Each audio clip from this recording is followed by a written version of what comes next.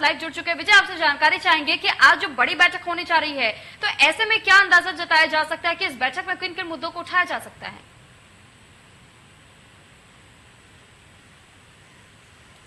देखिए, बिल्कुल अगर इस तरह की बैठक हो रही है तो जाहिर है कि उन प्रदेशों में को लेकर के चर्चा जरूर होनी है जिन प्रदेशों में चुनाव है। और दिल्ली में अगर कोई बैठक होती है तो कहीं न कहीं रणनीति उन तमाम प्रदेशों को लेकर के बनती है। आपको बता दें कि उत्तर प्रदेश, उत्तराखंड और इसके अलावा पंजाब, यहाँ 3 जगहों पर चुनाव होने हैं। और लेकिन सबसे महत्वपूर्ण चुनाव जो है वो उत्तर प्रदेश के लिए है, क्योंकि यहाँ पर 403 विधानसभा सीटों को लेकर के चुनाव होना है। और जाहिर है कि इतनी संख्या में सीट अगर होती है तो इसका कहीं न कहीं फायदा जो है वो राज्यसभा चुनाव को लेकर के मिलता है। जिन पार्टी की सीटें सबसे अधिक रहती है राज्यसभा में, उनका स्थान सबसे ज्यादा रहता है। तो हर पार्टी चाहती है कि यहाँ पर उत्तर प्रदेश में सीटें विधानसभा में उनके खाते में ज्यादा हों। और सिर्फ यही नहीं, विधानसभा में सीटें राज्यसभा के फायदे के साथ साथ में यहाँ पर प्रदेश में सरकार बनाने में भी मदद मिलती है इससे। तो ये 2 महत्वपूर्ण कारण होते हैं जिसकी वजह से उत्तर प्रदेश का चुनाव जो है वो काफी महत्वपूर्ण हो जाता है। क्योंकि बड़ा प्रदेश होने की वजह से ये कहा जा सकता है कि एक बड़ा बजट होता है यहाँ पर, और जाहिर है कि एक मंत्रालय का यहाँ पर गठन होता है। और जिस भी पार्टी को यहाँ पर सफलता मिलती है वो कहीं न कहीं देश के लिए एक संदेश देता हुआ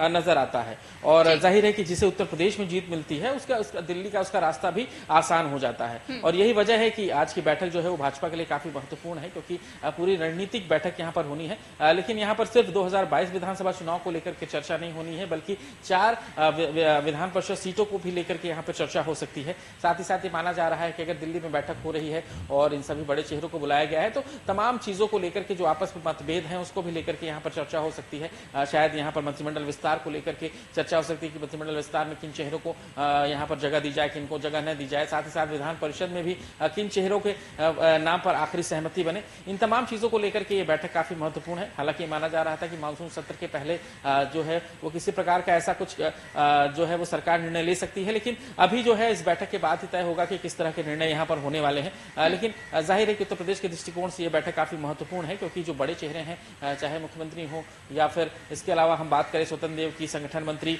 सुनील बंसल की, वो सभी जो है यहाँ पर मौजूद रहेंगे और इस बैठक में भाग लेंगे। तो जाहिर है कि काफी महत्वपूर्ण बैठक ये दिल्ली की मानी जा रही है। ठीक, यानी कि विजय, ये हम कह सकते हैं कि इस बैठक में कई मुद्दों को उठाया जाएगा कि आगे किस तरीके की रणनीति तैयार करनी है, जनता के लिए सेवाएं अगर मुहैया कराने तो क्या कुछ वो सेवाएं हो सकती हैं, क्या और भी अनेक परियोजनाओं का जिक्र हो सकता है, विकास कार्यों को लेकर के जिक्र किया जा सकता है इस बैठक में, या केवल विधानसभा चुनाव के मद्देनजर कि किस मंत्री को कौन सा पदभार देना है, मंत्रिमंडल विस्तार को लेकर के चर्चा होगी, कामकाज किसको क्या देना है, कैसे संभाला जाएगा, इस पर ही केवल चर्चा होगी?